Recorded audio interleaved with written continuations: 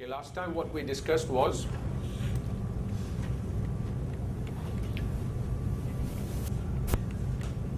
we discussed that pure electromagnetic theory has electric field, magnetic field duality.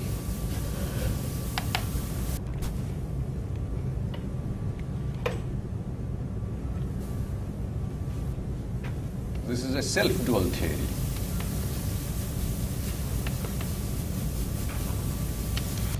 And then we also discussed Maxwell's theory.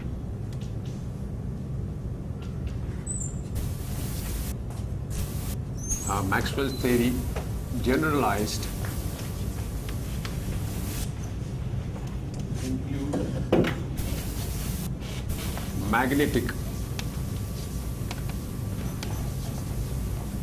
magnetically charged objects is also self-dual.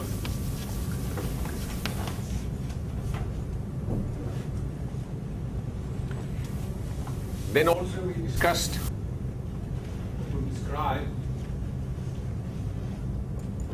a magnetic monopole.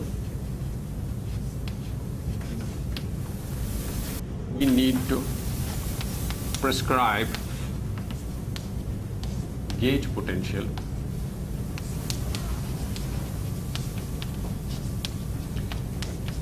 in two patches.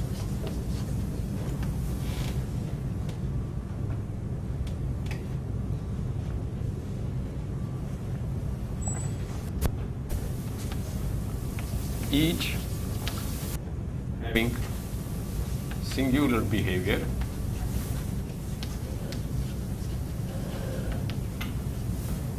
along a line. But then we can use these patches in a way that the singular behavior is excluded.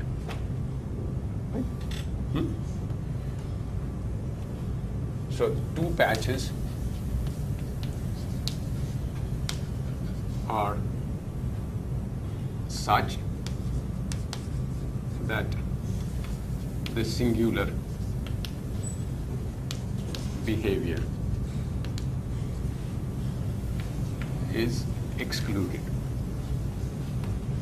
Which means you on the potential that you define on the northern hemisphere has singularity on the south pole. And the one that you describe in the southern hemisphere has singularity at the north pole. So you exclude it. So you defined it equal. In fact, the difference is what was an integer, the way we had.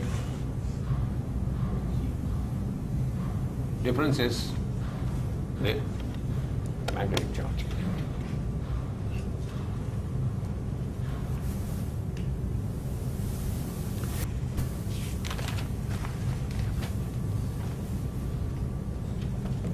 So now let's today discuss quantum mechanics.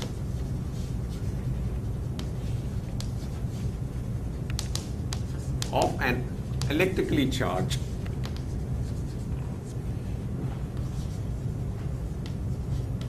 object, maybe electrically charged spin zero object or electrically charged electron, spin half object, some electrically charged object in presence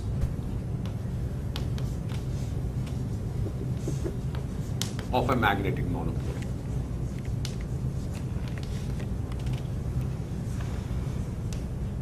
So you have one magnetic monopole somewhere and you want to study the properties of an electrically charged object in this magnetic monopole field.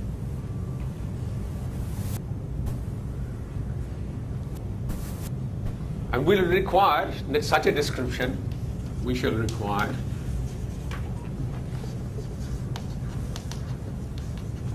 that gauge invariance holds. So we want to describe a gauge invariant description of electrically charged object in a background of a magnetic monopole field. How would we describe it? We'll describe it by, let's say, by a Schrodinger equation. You would describe it by Dirac equation also, but the discussion that will follow doesn't depend on what equation you use to describe it. So let's describe it by Schrodinger equation. Describe it through the Schrodinger equation. Now Schrodinger equation is that I H cross the wave function of the electrically charged field, the time derivative of that is equal to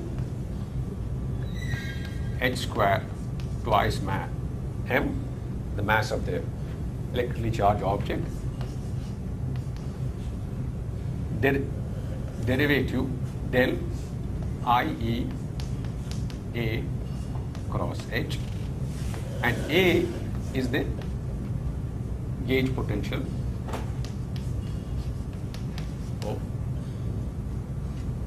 due to magnetic monopole. Square acting on psi plus some potential E psi. That's what it is. In presence of a magnetic field. So the A is the gauge potential due to the magnetic monopole.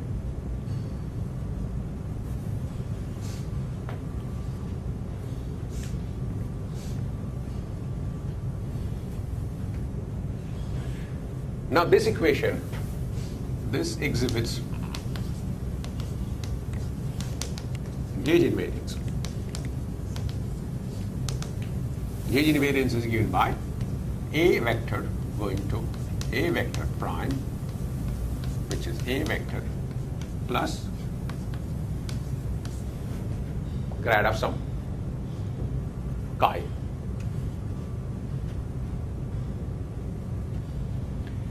Let me rewrite this in the following way: A vector plus I H cross divided by E exponential I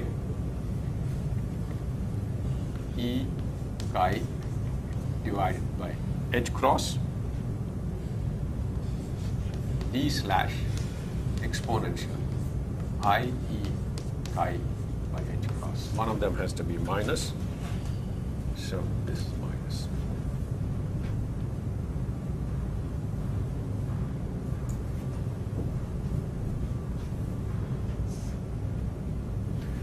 Rewrite the same object through a phase. So derivative of phase is precisely this object that kills it, so that is derivative chi.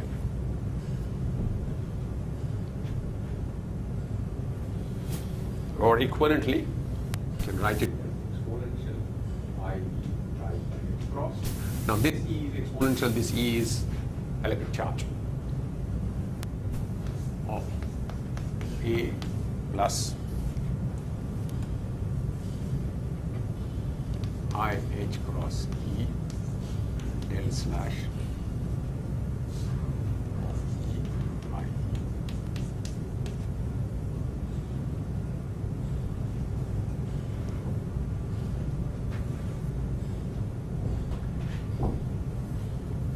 So if I change this object in this particular way,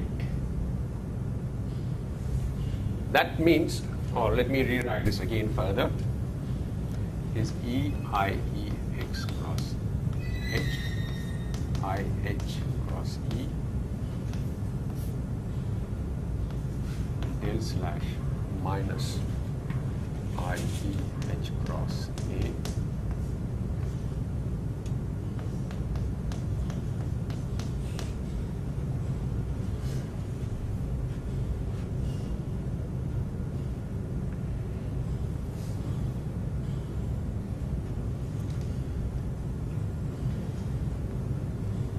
using this.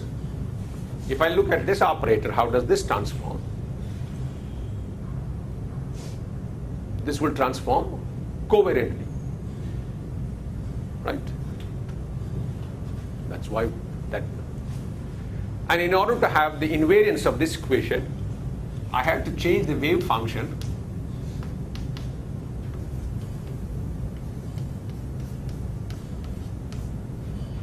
by this phase.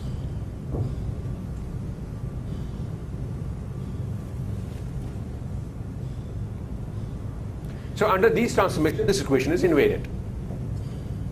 A changing like a gauge transformation like this, and wave function changing by a phase like this.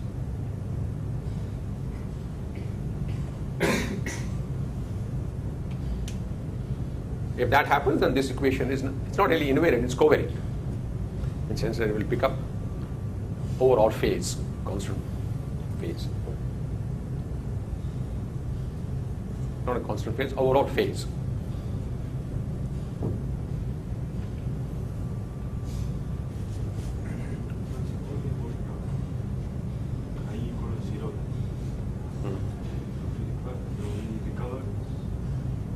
Chi equal to 0 means no transformation.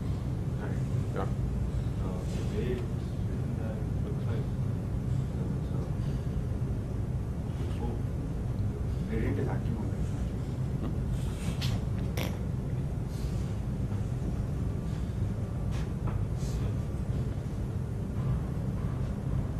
So that's what it is. Now, in order this theory to be invariant,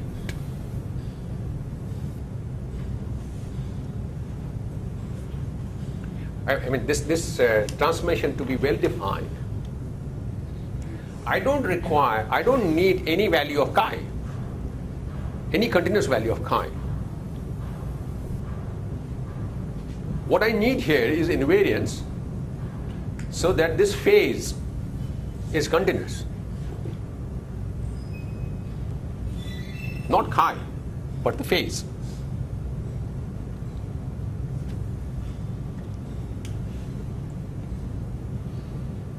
Is that clear?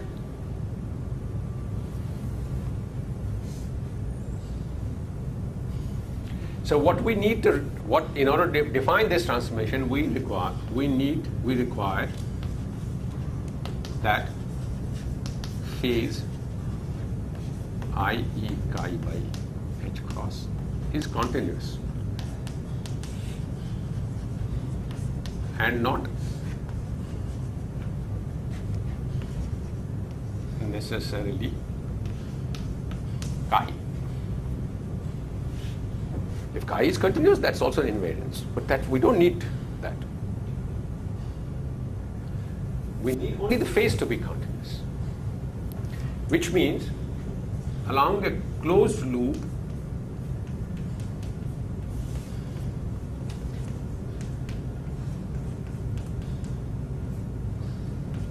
we need these to be equal.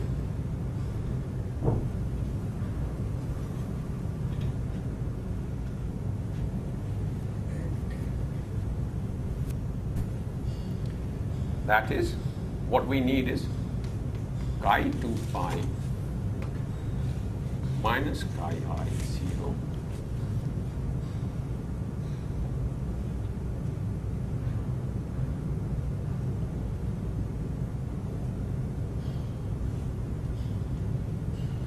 So now, let me rewrite that as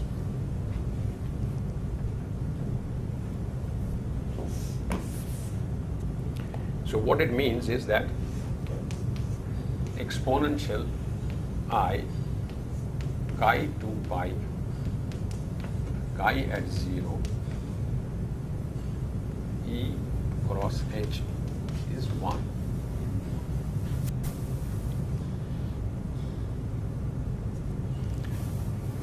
And this object realized in the monopole field can differ by monopole charge. So that tells me exponential IE G cross is 1.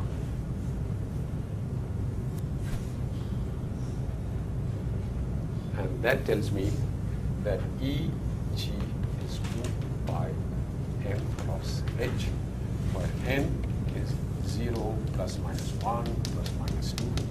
That is, n is a member of the set of integers.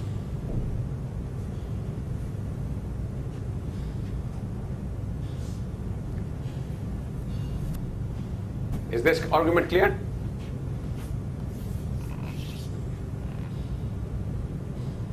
Could you explain that line one more, that the base must be continuous? Base must be For this equation to be well defined, wave function to be well defined, I want wave function to be regular everywhere. Regular everywhere. Wave function should not have singularity. But under a gauge transformation, wave function changes like this. So this means that this object should be continuous. And if this has to be continuous, that tells me that E times G is 2 pi h cross times an integer.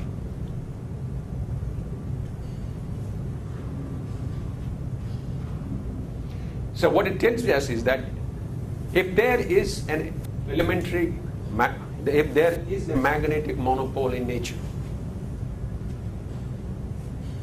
the electric charge has to be quantized in the units of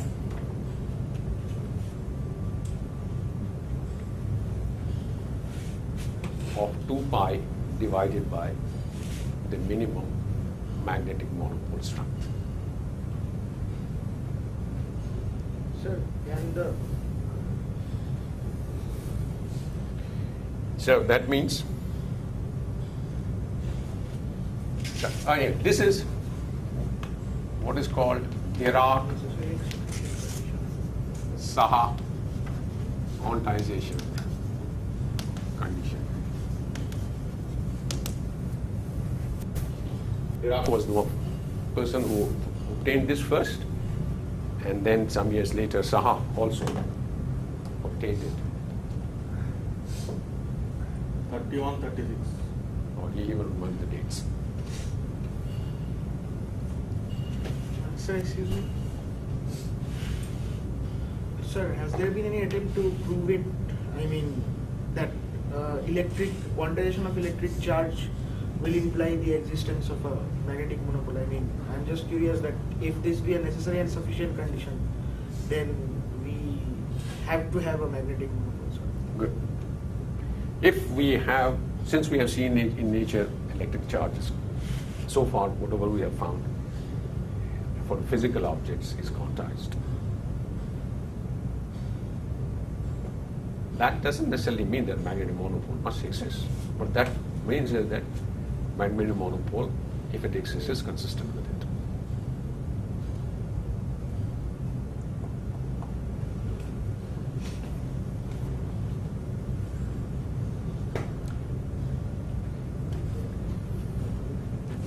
So what does this mean? So if E is quantized, so that means E is some basic unit times an integer. E0 is some basic unit, which is 2 pi divided by G, where G is the smallest magnetic charge. So if E is quantized,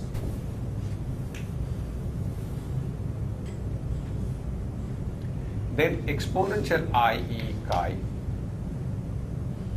cross H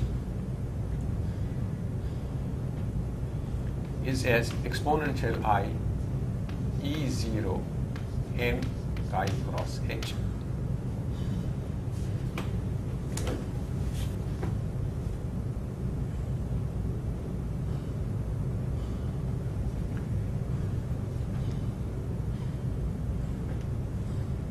That means chi prime, which is chi plus 2 pi h cross E0 chi and chi prime are the same gauge transformation. Because if I construct EI chi prime H, it is EI chi E cross H times E 2 pi I n, right? 2 pi. E and E cancels, 2 pi n. 2 pi n is 1. So that means this transformation and this transformation are same.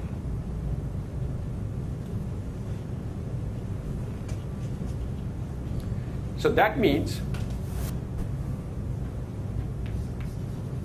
that implies that the range of the U1 transformation parameter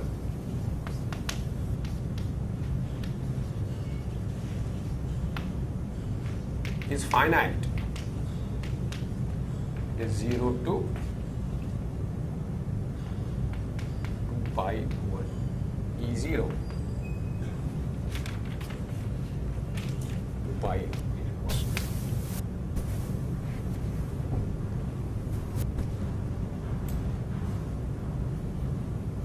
range of the chi1 transformation parameter, U1 transformation chi, is not the full real line. Classically, when we start with electromagnetism, equations were invariant under a U1 transformation. What transformation parameter had any values on the real line.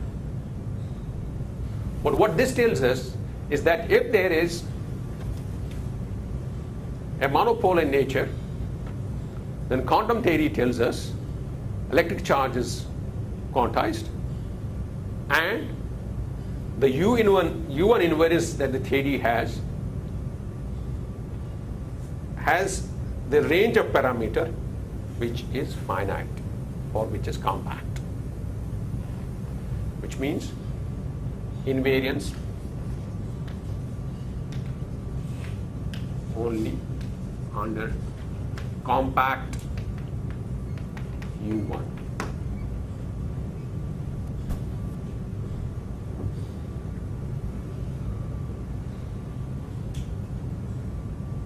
Clear?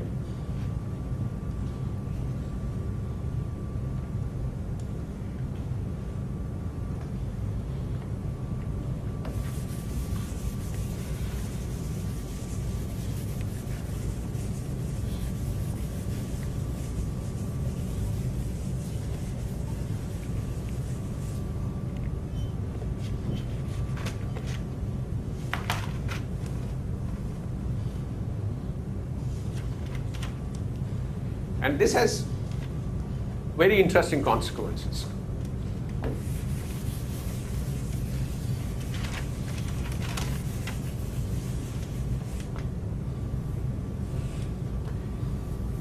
Non-abelian gauge groups, let's say SUN, that's what we've been studying, have SU2, SU3, SU4, SU5, whatever. All of them have a compact U1 as subgroup. They have a subgroup U1, have a subgroup U1, which is compact.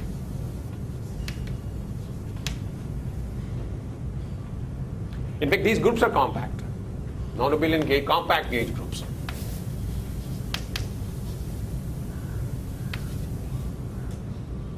But compact gauge group means that the range of the parameters of transformation is finite. So since they are compact, the subgroup U1 is also compact.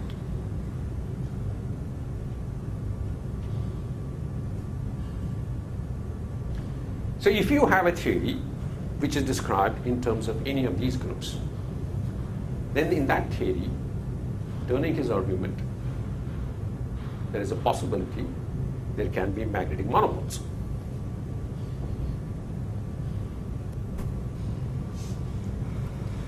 So in theories, with compact gauge groups, like SUN,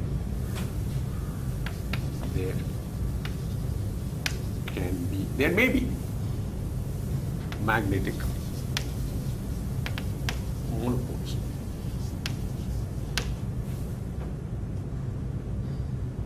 Whether they are or not there has to be found out. But this suggests is that there could be such, and we should look for it. Excuse me, sir. Sir, over there you have said that in the exponent of chi which comes, it takes the values over a closed subset of R. But here also, can we not just take all values of chi we want, and the fact that it is e power I something will just mean that the part which we actually need is just if. Sir, the thing is, I don't see why this is special, in the sense that this is always the case when there is e power I something that we can take. If it is e power I x can be whichever real number we choose it to be. The same thing we get for x plus 2 and pi. So I don't see what is exactly special in this case that this has been obtained from the Schrodinger equation and all that stuff. Why did you especially emphasize here that chi takes values only on closed and bounded side? I didn't quite get that.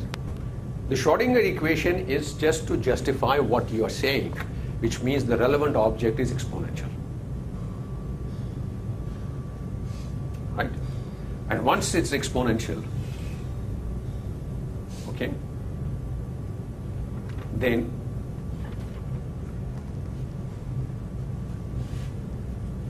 once it's exponential, and this exponential has the property that this object is quantized, is multiplied by some object which is quantized, that tells me that this object will be periodic with some range. So, but U1 itself is always like that. Now, U1 is defined for the whole length. Now, what it tells is that the quantum theory has the invariance. It already has an invariance if you restrict to a period, one period. And anything else that you have is copy of what you already have. But the standard U1 is also like that, right? No, standard U1, you have the invariance in the sense that the 2 points are not identified. See, if you have the parameter which is periodic, you can break infinite line into periods. That's nothing. But point is that the invariance transformation in this period is exactly same as this period. That is property only if you have this, you write it in exponentials. Okay? It's true that you have invariance for all periods. But the gauge transformation done in one period and the other period are exactly equivalent. Because they don't change psi. Psi of chi and chi prime. Psi obtained by transforming with chi or chi prime. But chi prime differs are the same.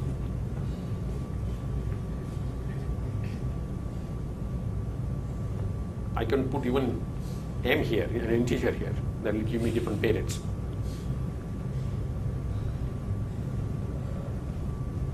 Is that clear? Is that you don't have a new psi. Psi is exactly the same for every period.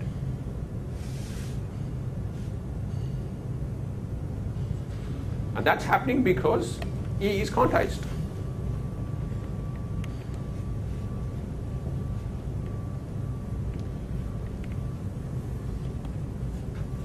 So we were here. Now, in a theory described in terms of compact gauge group, there is always a U1 subgroup there.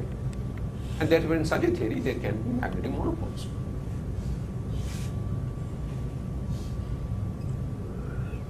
In particular,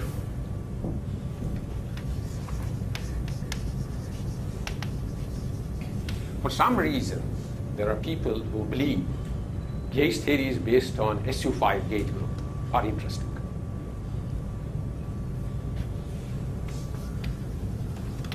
Gauge theories based on SU5 gauge group.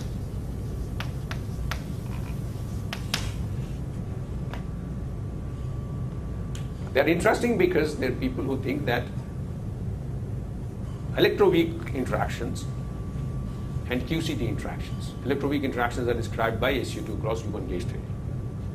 And strong interactions, QCD is described by SU3 gauge interactions.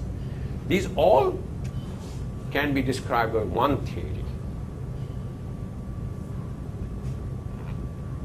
And that one theory, one possible theory, we don't know whether that's true or not, but one possible theory is an SU5 gauge theory. Based on Singer. And these are called grand unified theories because they unify all the three interactions that we know. So grand unified theories. In particular, such theories could have monopoles.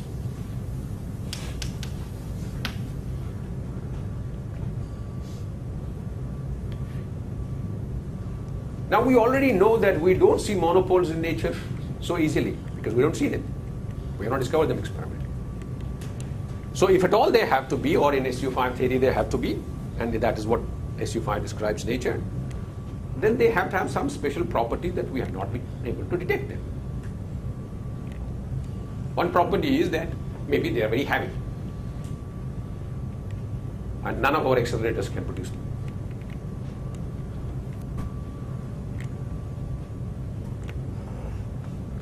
Or they may have some interaction behavior which is not so easily traceable.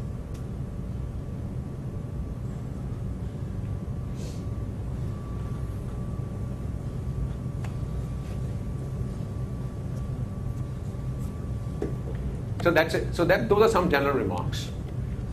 Now, before I go over to further discussion, I'll want to extend this discussion to, this was discussion concerning theories with, possible theories with magnetic monopoles. But there can be objects in nature, if magnetic monopoles are in nature, there can be magnetic objects which have both electric and magnetic charge. Such objects are called dions.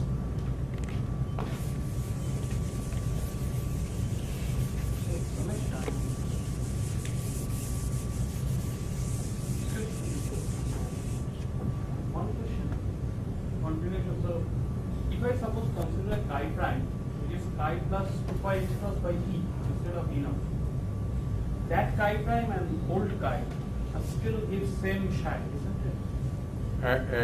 So instead of e naught, I just put e. Some chi prime equal to chi plus 2 pi h by e. Yes, but that e, if it's not quantized, so it will shift by that amount e. So that's the period. So if e has continuous possible values in nature, then you could have all possible things. The question is, there is a universal e naught. Some, because e is quantized, then there is some smallest value of e, which is what I've called e naught. And in terms of that, the period is defined. Otherwise, I would have, if e is not quantized, all possible values of e can exist in nature. So then, for different situations, different sets of theories, so there will be different, for different transformation, different periods. So the non-triviality is that for all charged particles in the same period. Yes.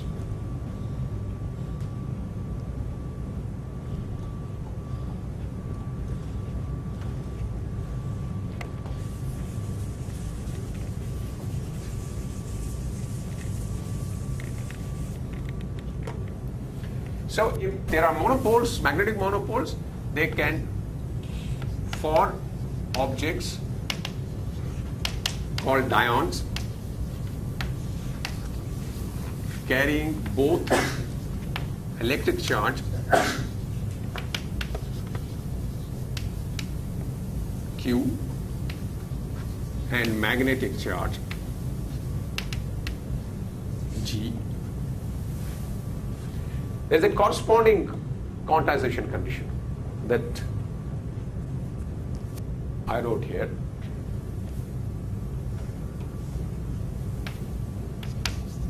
There is a corresponding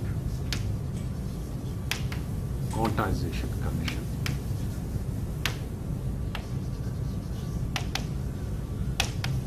And this is known as Schwinger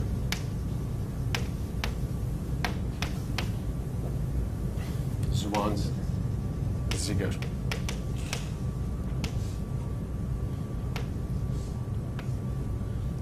condition.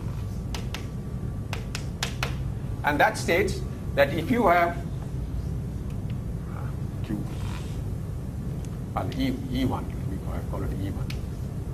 If you have a dion with charge E1 and magnetic charge, electric charge E1 and magnetic charge G1, and electric charge E2 and magnetic charge G2, then for two such dions, E1 times G2 minus E2 times G1 is 2 pi n H cross.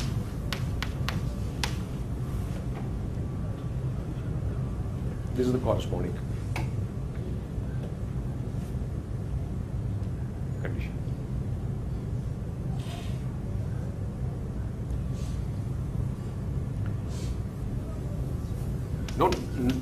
Notice for the case where we have one electric charge with no magnetic charge and one magnetic monopole with no electric charge, this condition is the same old condition.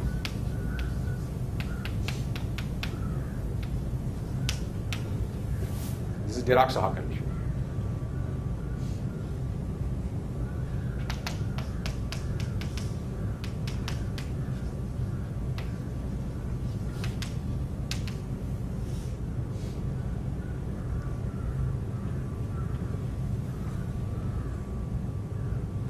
Sir, what is the name of the condition? Schwinger Zwanziger, Z-W-A-N-Z-I-G-E-R. E1 and E2 are sets of charge. When we have two particles, one carrying electric charge E1 and magnetic charge G1, other carrying electric charge E2 and the magnetic charge G2, then the corresponding consistency condition is that E1 electric charge of one times the magnetic charge of the other minus the electric charge of the second one and the magnetic charge of the first one differs. This combination differs by 2 pi cross h times an integer. Here I am getting the Dirac-Saha condition. Here I am getting the Dirac-Saha condition using the electric charge for one particle and magnetic Electric charge for one particle, only magnetic one. That's how we argued that. An electric charged particle in presence of a magnetic field of a monopole. different particles. Yes, of a different monopole. But I have not got there. Yeah. After the No, it's an electric charged object in presence of a magnetic monopole field. That's what it was. So single dion does not make sense. Right? No, single dion doesn't have a condition like this. It's the relationship between various charges of various dions.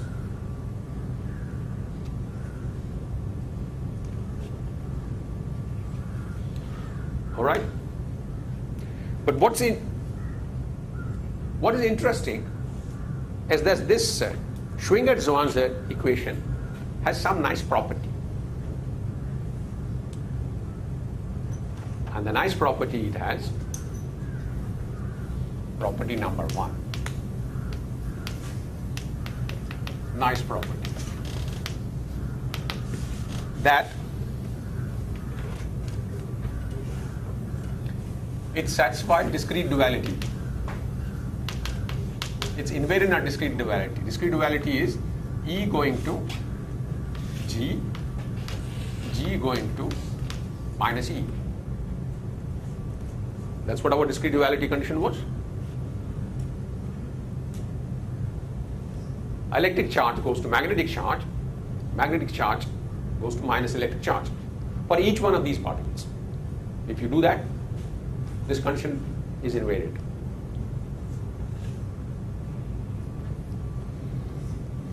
In fact, exercise larger invariance, which is duality rotation, is E L plus I G L. L is 1 and 2, 1, 2, 3 for various dions.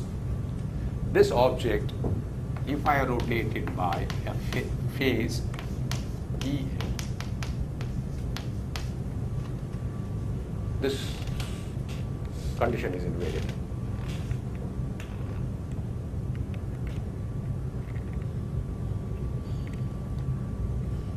So that's an exercise, do it.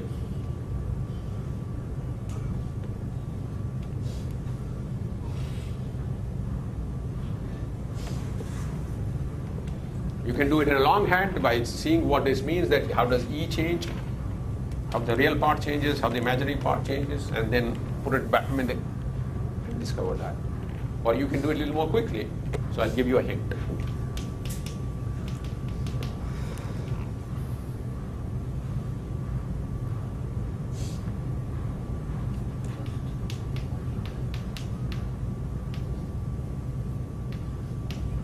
Write this object in the following way.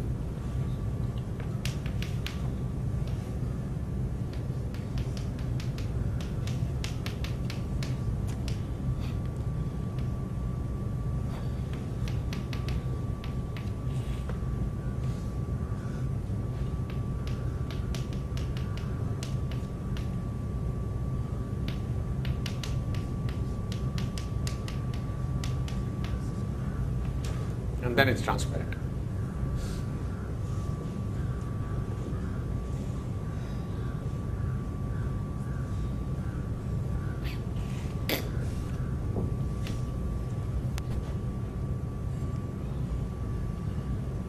Right? Then you don't have to do anything. There's no exercise left. I did the exercise for you. 3. In fact, it's surprising that this object, this condition has even larger invariance than the duality rotation. Even larger invariance.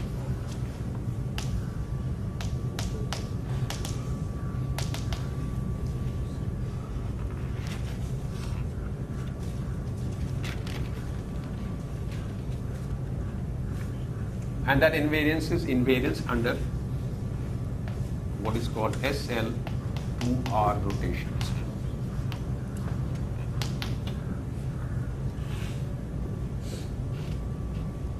SL2R rotations are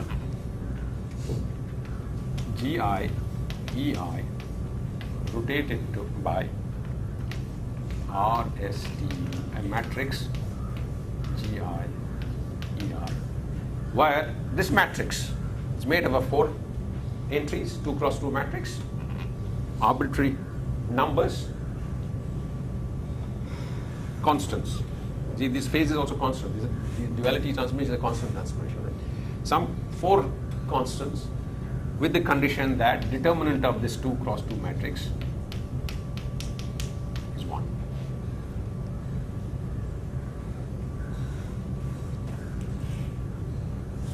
So all 2 cross 2 matrices whose determinant is 1 make a group. And the name for that group is SL2R.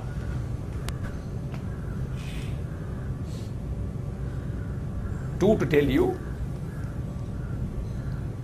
there is a 2 cross 2. R to tell you that they are all real numbers. S to tell you determinant 1.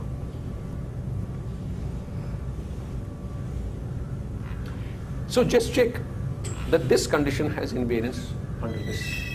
That's an exercise. That I will not do it. That is also a very simple exercise. I don't know if I should give you a hint on that, because if I give you a hint, then it's almost as transparent as the other one. Did I have written it somewhere or not?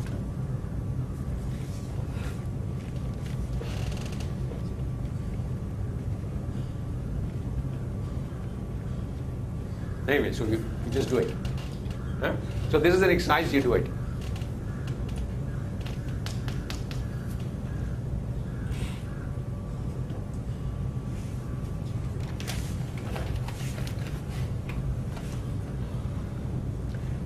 Now I want to shift my discussion a little bit. We'll come back to this. This exercises that we are doing is that we'll finally try to find a monopole solution of a non-abelian gauge theory and check if those monopole or and-ion solutions have these properties. Okay, these are properties we have obtained by general discussion. And then we'll just find out explicit monopoles and ions in some particular theory and check whether these properties are true for them or not. But before I go to that, I want to do a little discussion of some other kind. We discussed here, we set up a discussion of what we call electric and magnetic field duality, electric-magnetic duality. And we discussed theories which are self-dual. So the same theory has the property that I can interchange electric and magnetic field charges, but with the property that I discovered that the electric charge and magnetic charge are in some sense inverse of each other.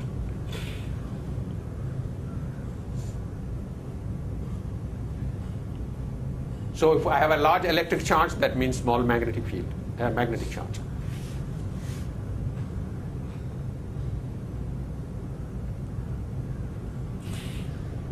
But now I wanted to set up a discussion of a theory, of theories, which are also dual, but in a somewhat of a different sense.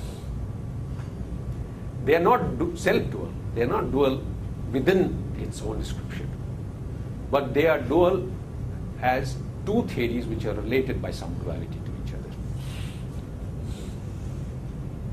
Right. And to set up that discussion, let me discuss a simple case of a two-dimensional theory.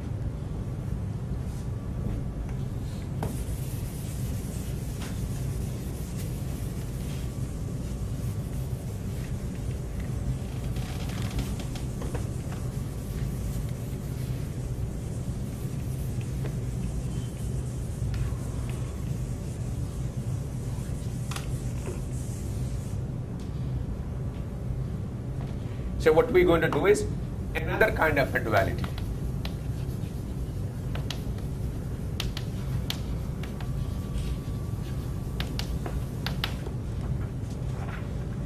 Which is not electric-magnetic kind that we discussed earlier. And this relates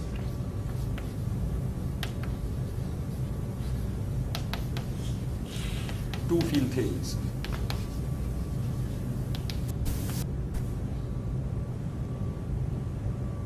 Which means the same kind of a physical phenomena can be described by two field theories which are related to each other in some way.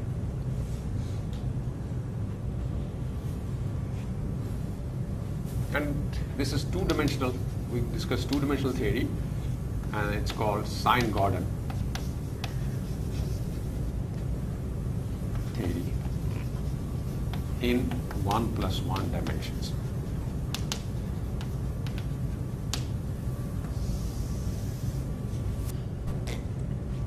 I think I have a reference for you. I don't think I have given you this reference. There's a book by R. Rajaraman.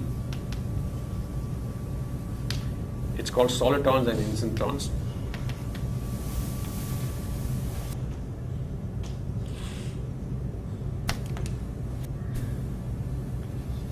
And what I'm discussing is in chapter 2, section 5.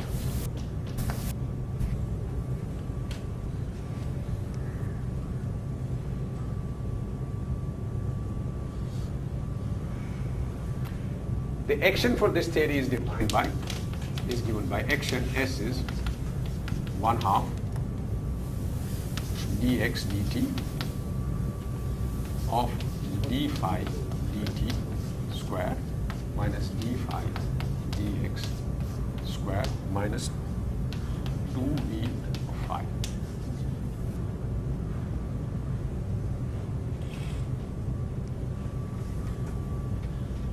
Where v of I, the potential, is given by some constant parameter alpha divided by parameter beta, 1 minus cosine beta phi.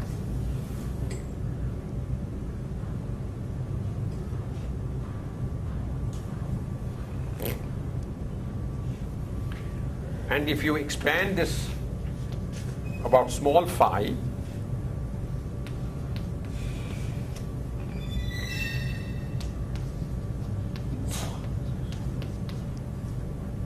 this is exactly equal to this, which if you expand in terms of small phi is alpha beta phi square.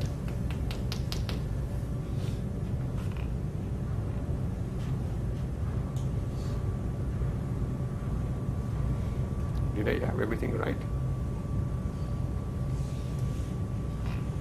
Yeah.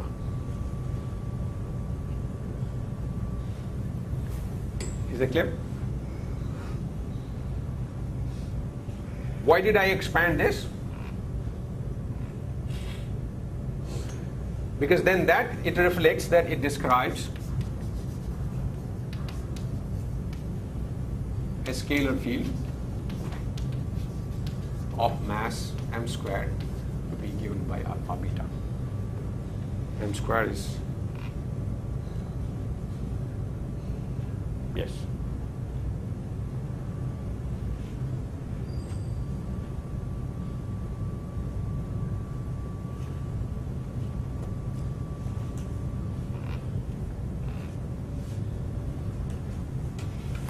There's some algebraic relationship which is convenient. I'll write it down, that you can write 2 times v phi as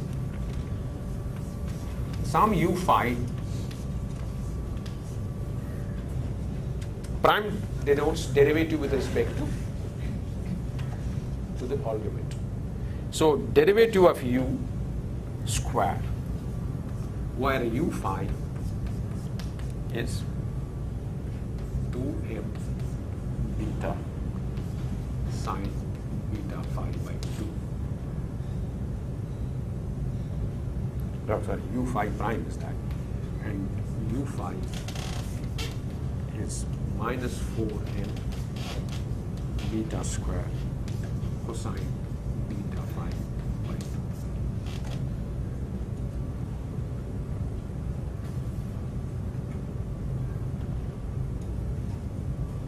So u phi is what I call this object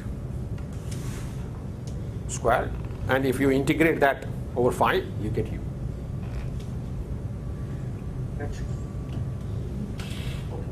Some error?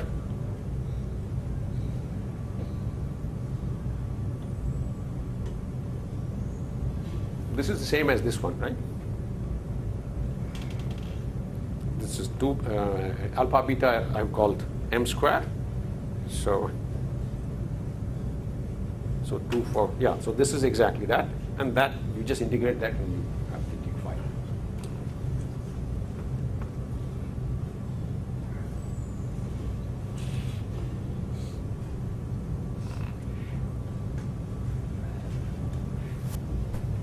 But as a physical system, this action represents a very simple system.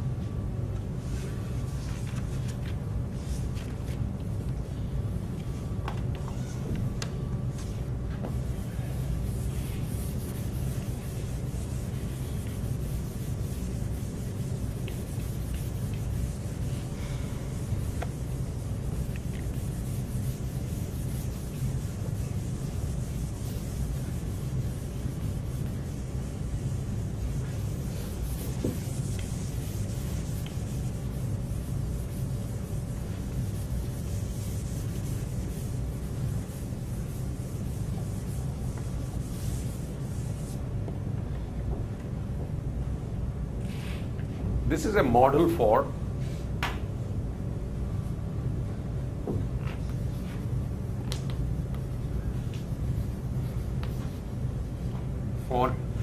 a long or infinitely long, or in practice a very long cloth line with pegs at a regular interval. Let's call that interval L. Means what it is. You have a cloth line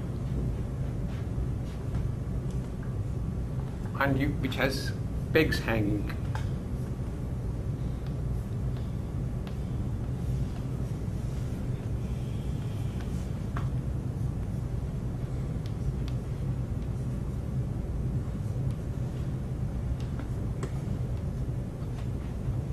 At some regular interval.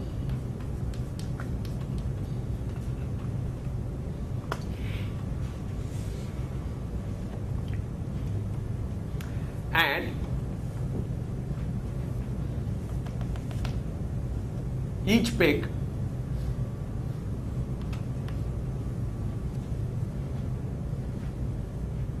subtends an angle as an angle with the vertical, which is described by beta phi.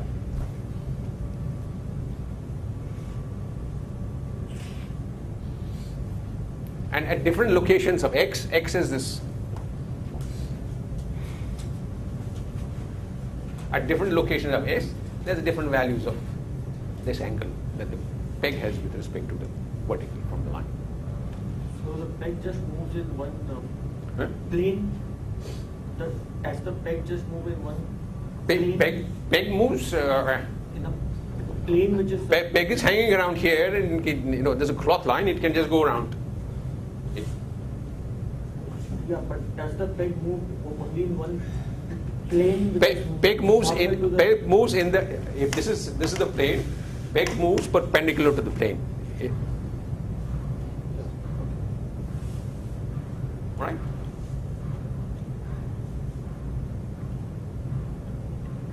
And then, with respect to vertical, it has some angle. That is always constant. At different locations, that angle has different values. The peg is at different angles. Different pegs are different. At the location, the angle is always the same. At a location, it's also a function of t. Because phi is function of t also. The angle is just the angle between the peg and the Vertical. plane that cuts the. So we fix one What's special this? axis for the entire Plane of the- line.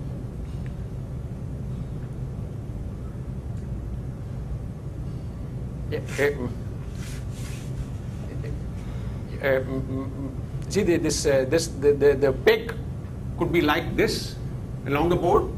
It could be like this. It could be like this. It could be like this. And this is the angle that I have described like this. The angle with this plane. The angle you are talking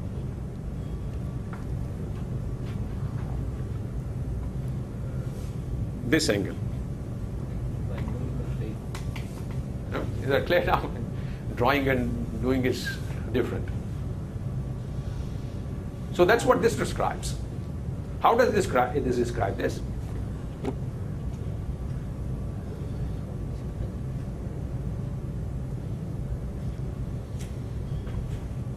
So beta phi is the angle of the peg with respect to the downwards vertical.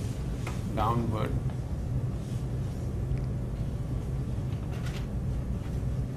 vertical. At position x and time t. Now position x is the location of these pegs on the line.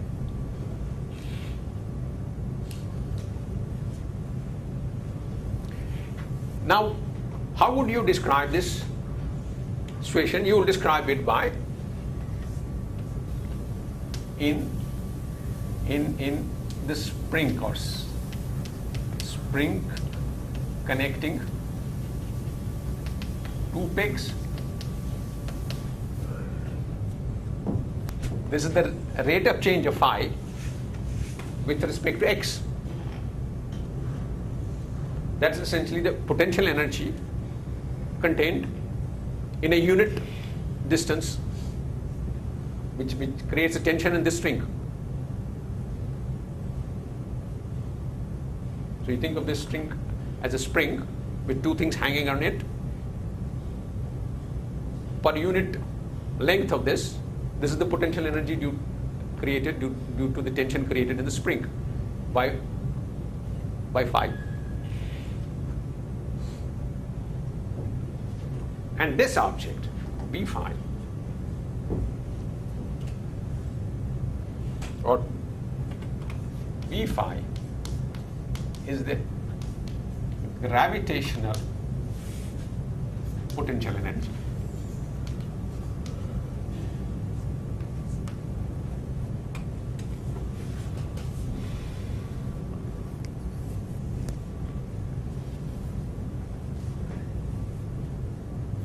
To see that that's really what it is very simple.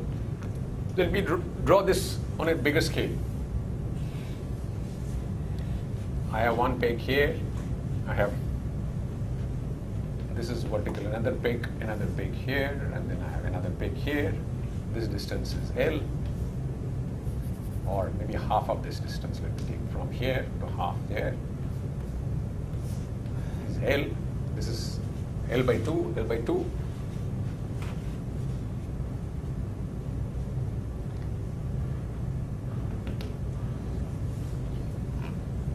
So if the peg is along the vertical, let me say it has center of mass somewhere here.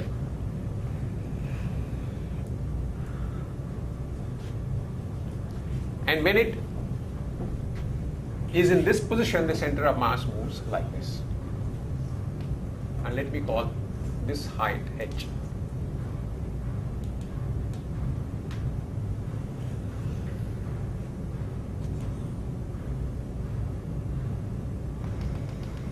This angle is beta phi. This distance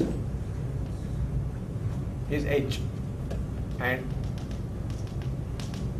this distance, let me call it, this difference, this is h prime. This is becoming, drawing is becoming a little too bad.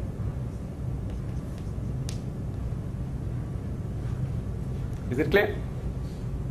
That this center of mass from the top of the peg is some length h from the top of the peg. When it shifts by an angle b phi, h is this one. Take the perpendicular from this point onto this. Then this difference is the extra h. That is called h prime.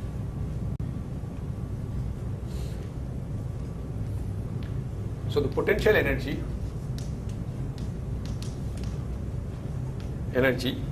of this peg is mass of the peg times the gravitational acceleration.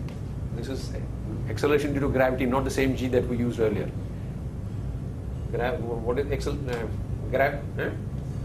gravity acceleration? No? Times h prime. Is that clear? The change of potential energy from the minimum position it was when it was vertical after shifting position is the mass of the peg, the gravitational acceleration times this little change in height. Now this change in height is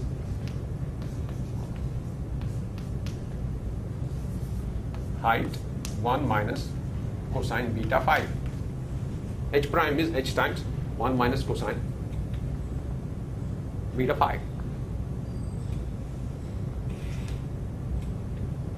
So this object is h prime h times cosine phi, so h minus h times cosine phi.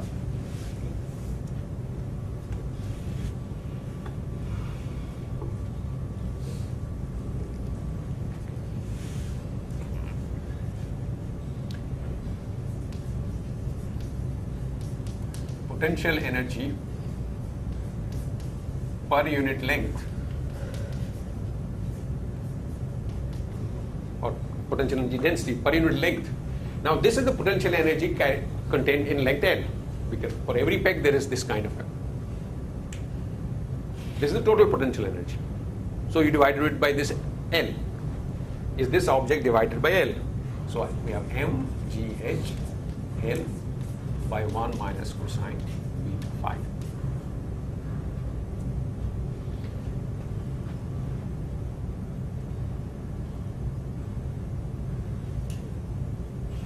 Now identify mgh by L by alpha by theta. Is that what it is?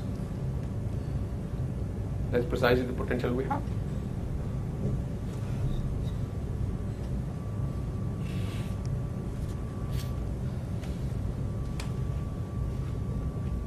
Clear? So this was only a side exercise to tell you that this is not necessarily a vague theory. It is a theory which represents certain physical reality. And you can do experiments with this. You can take it into a long cloth line and put pegs and study the dynamics. And the consequences that we'll get here can be seen in that experiment.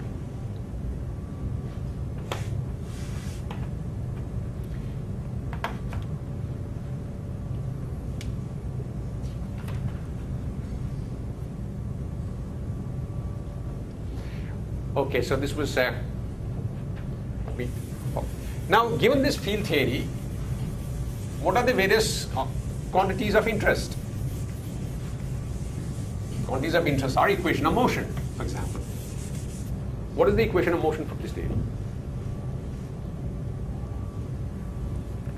The Euler-Lagrangian equation of motion, do the variation with respect to, take the xn and do the variation with respect to phi, xt, and that gives you the Euler-Lagrangian equation.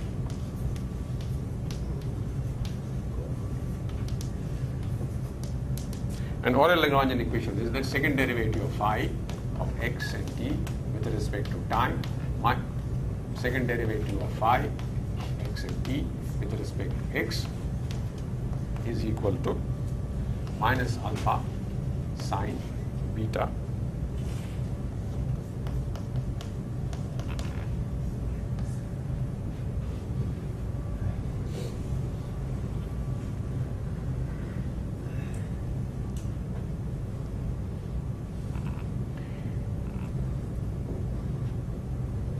this looks like Gordon, and this is sine.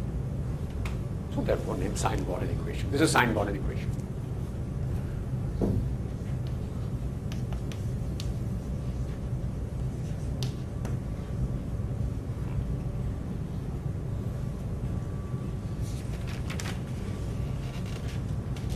Another quantity of interest here is what is the Hamiltonian for this theory. Hamiltonian.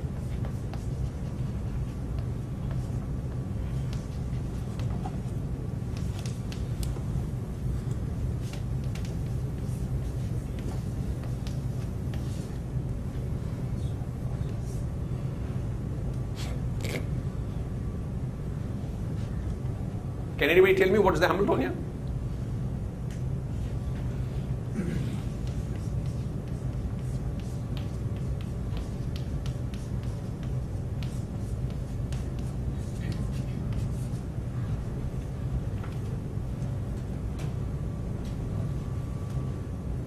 Kinetic energy plus potential energy.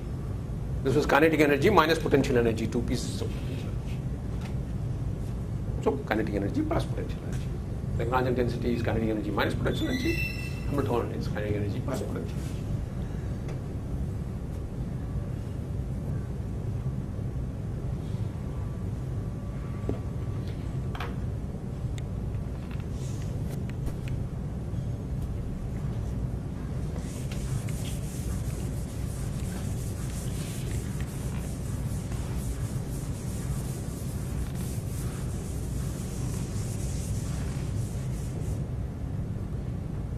Now we can ask this next interesting question. We ask what are the possible ground states of this theory? Classical ground states.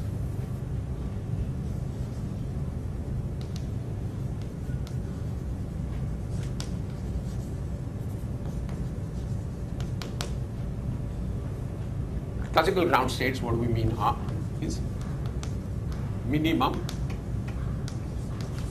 of potential.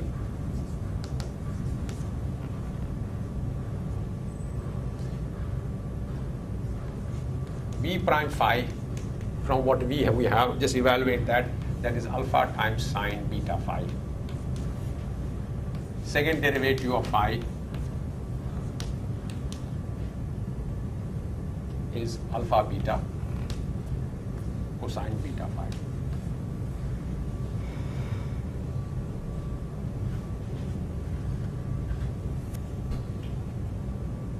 So the extrema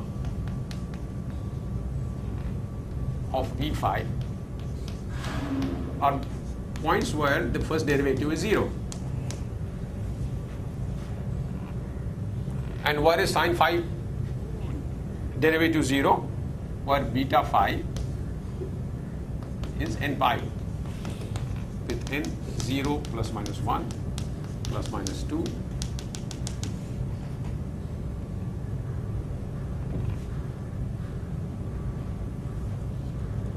That's why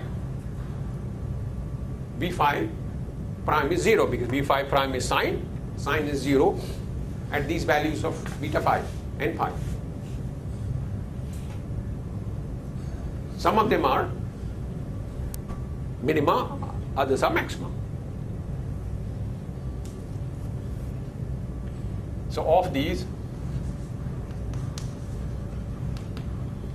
beta phi equal to 0 plus minus 2 pi plus minus 4 pi, even numbers, are minima.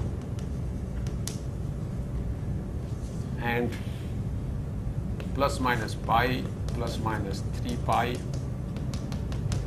are maxima.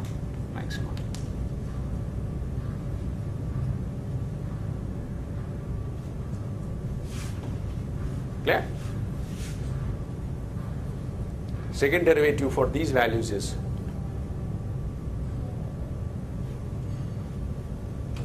positive, because alpha beta is m square, which is positive.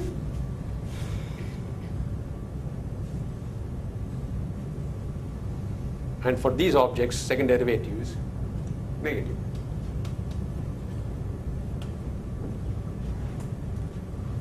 So if I want to draw this potential, how would I draw it?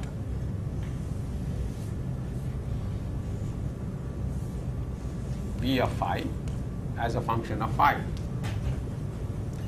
At 0, it is a minimum, so it's like this. And at pi, it's a maximum. So this is 0, this is pi, this is 2 pi. At 2 pi, again a minimum. This is 3 pi, this is 4 pi, and similarly here on this side.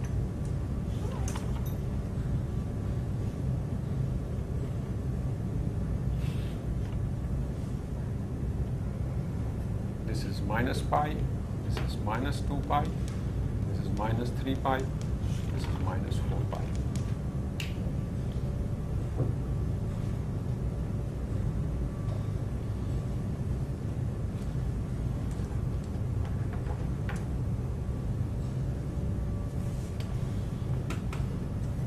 So that's the shape of the potential.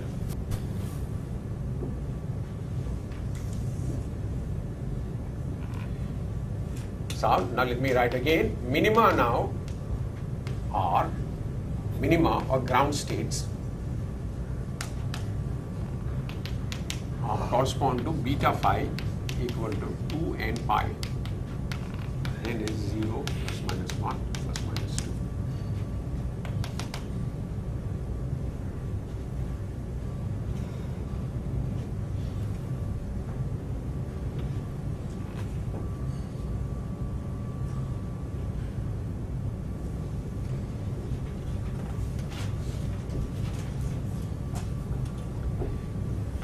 So beta phi equal to 2n phi describes the all possible ground states or all possible vacua of this theory.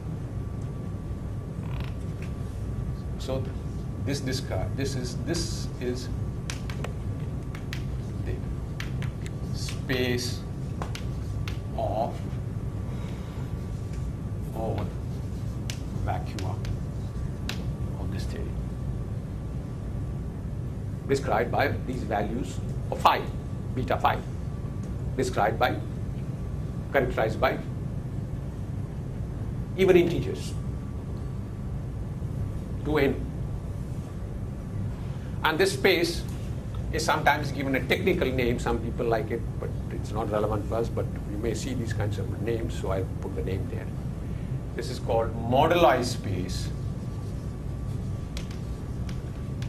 of vacuum. And this is, which is a group of even integers. Moduli space of vacua is a group of even integers.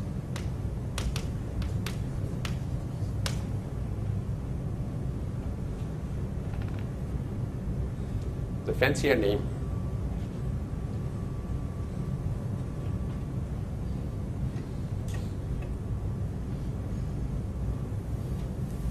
Now in the cloth line model that we had earlier, we dropped it off.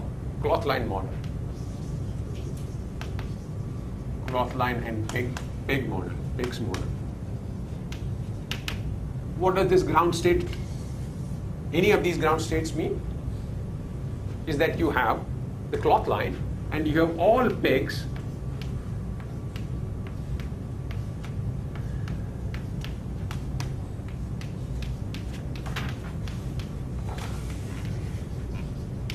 vertically downwards.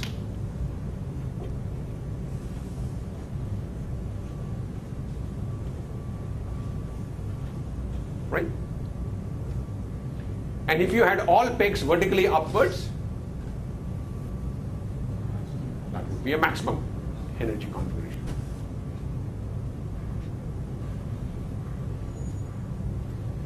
So the ground state is this object. And in this ground state, what is the value of the potential?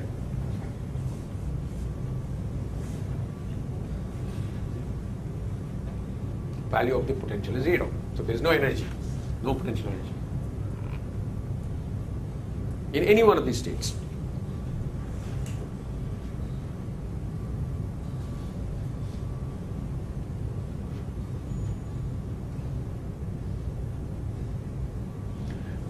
So now we have figured it out, what is the vacuum structure of this theory.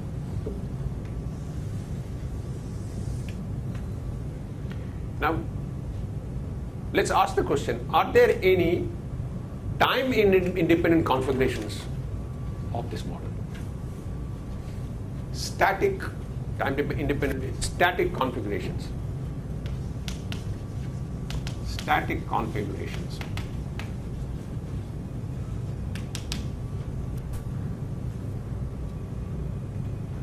And for static configurations, the mass would be defined by simply the Hamiltonian.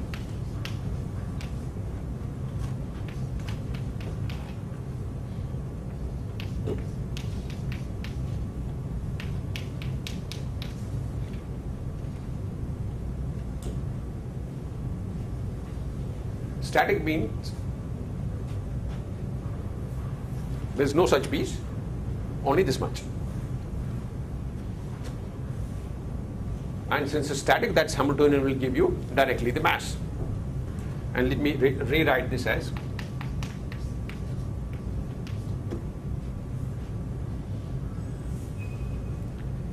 d phi by dx square plus twice we gave it a name, u prime of phi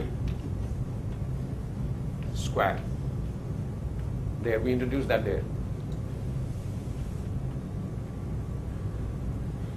And we introduced that they are precisely for the convenience that I'm going to display now. Now, if I have written it like this, then I can rewrite this expression as 1/2 dx of d phi by dx plus minus u prime phi square plus minus 2 d phi by dx u prime phi.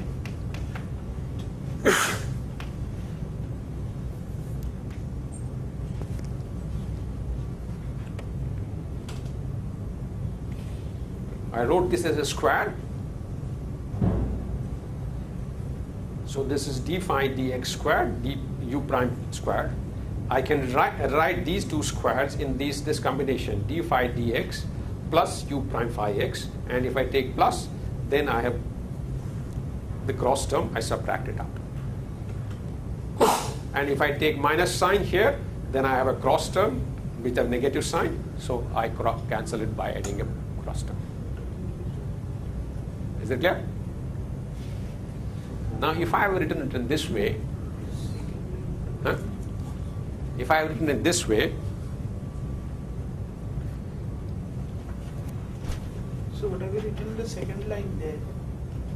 The potential, we need a potential term. this one, Yeah. this is u prime of phi, because 2v is u prime phi square. I introduce that. In fact, I introduced that just to do this step here.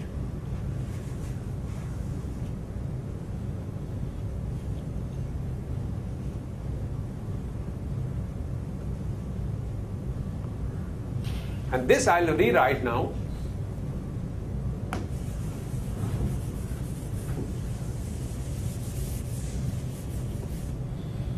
in the following way.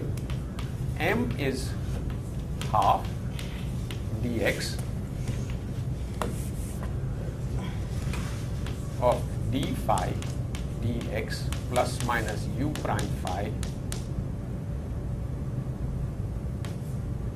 square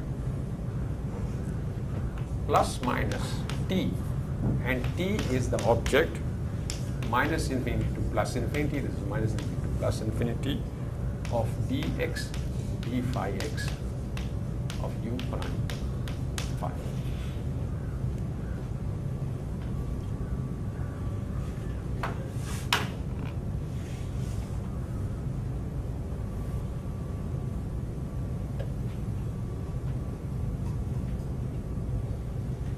Is that clear?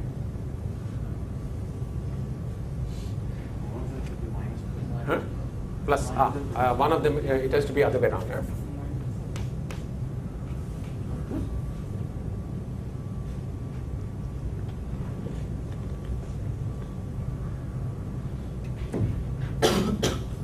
From here, for static configurations of this theory,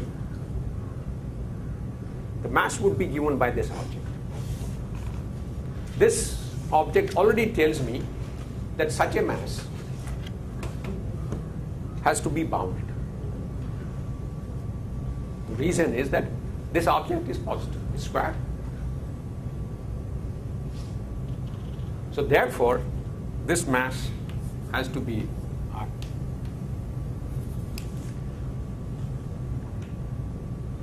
I think I have put minus here and minus here. Plus minus. Is it clear?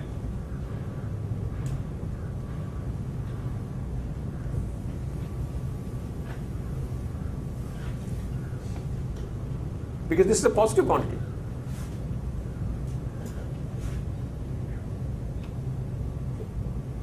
So therefore mass has to be larger than this. And it's exactly equal to this when this quantity is 0.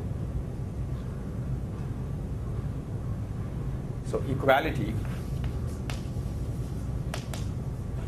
holds if d phi dx minus u prime phi is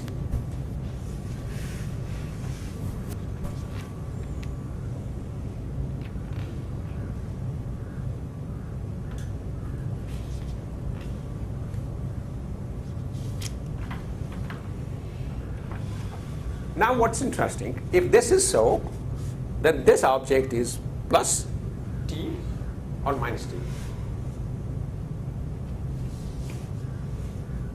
Corresponding to when I have minus sign here or plus sign here. When I have minus sign here, it is plus t.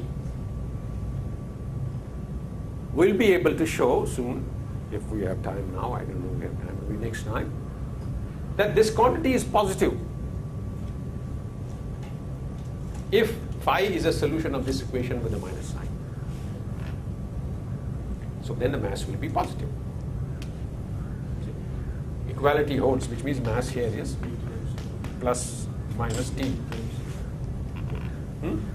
Equality for these holds, which means for configurations which satisfy this, mass is plus t or minus t. And when configurations satisfy this lower one, we should be able to show that this t is negative. So the mass is always positive.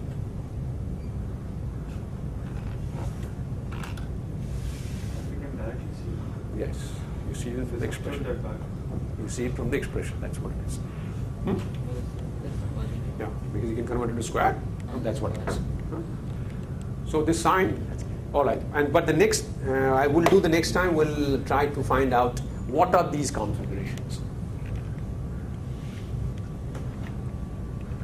And find out what are these objects that we call T.